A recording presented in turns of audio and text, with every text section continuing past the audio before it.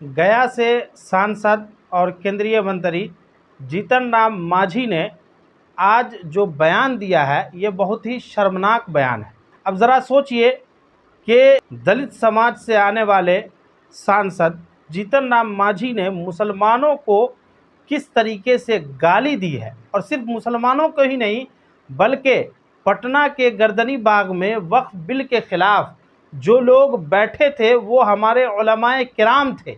और याद रखिए कि उलमा मुसलमानों के सर का ताज है, उलमा वारिसे अंबिया हैं, और ऐसे लोग जो मुसलमानों के वोट पर सांसद बने हैं। आपको याद होगा कि पिछले मर्तबा जब मुसलमानों ने इनको साथ नहीं दिया तो ये चुनाव हार गए, लेकिन इस मर्तबा वसीम नैयर अंसारी ने दलित होने के नाते इनको सपोर्ट किया और इनको चुनाव जितवाने का काम किया।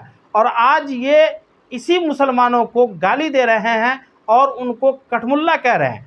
मैं जीतन राम मांझी से पूछना चाह रहा हूं कि आप लंबे समय से अपने समाज और बिरादरी की राजनीति कर रहे हैं, दलितों की राजनीति कर रहे हैं। मुसलमानों ने आपको कंधा लगाकर विधानसभा भेजा, आपको मुख्यमंत्री बनने का मौका मिला, आपको केंद्रीय मंत्री बनने का मौका मिला, लेकिन आपकी ज़हनियत आखिर इतनी गंदी क्यों है?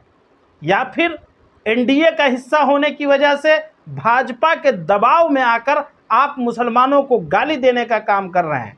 मैं आपसे ये कहना चाह रहा हूँ मांझी जी कि आपको मुसलमानों से और हमारे उलमाए किराम से और मुस्लिम तंजीमों से माफ़ी मांगनी चाहिए, वरना आने वाले वक्तों में मुसलमान अपने अधिकार से, अपने वोट के अधिकार से आपको सबक सिखलाने का काम करेगा।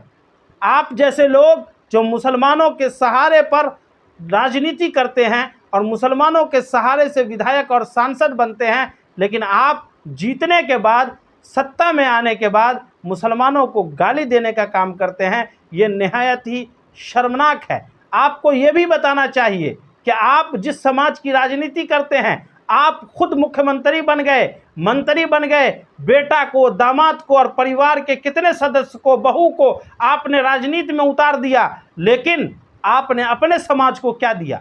आप जिस समाज के वोट से राजनीति करते हैं, जिस समाज की दुहाई देकर आप राजनीति करते हैं, आज बिहार और पूरे देश में उस समाज की हालत कितनी ख़राब है ये आप जानते हैं? आपने कभी उस समाज की हालत बदलने की कोशिश की? जिस समाज का मुख्यमंत्री बिहार में बना, आप मुख्यमंत्री होने के बावजूद भी अपने समाज की हालत को ठीक नहीं कर पाए और आप चले हैं मुसलमानों को गाली देने। क्या आप वो दिन भूल गए जब आप मुख्यमंत्री थे और आपको मंदिर में जब आप गए तो अब मंदिर को धुलवाया गया? उसी भाजपा और बजरंग दल के लोगों ने, उसी हिंदुत्वा के लोगों ने मंदिर धुलवाने का काम किया। आज आप उन्हीं लोगों के बहकावे में आकर अपने उन मुसलमान भाइयों को गाली दे रहे हैं जो हमेशा आपके साथ खड़ा होने का काम किए हैं।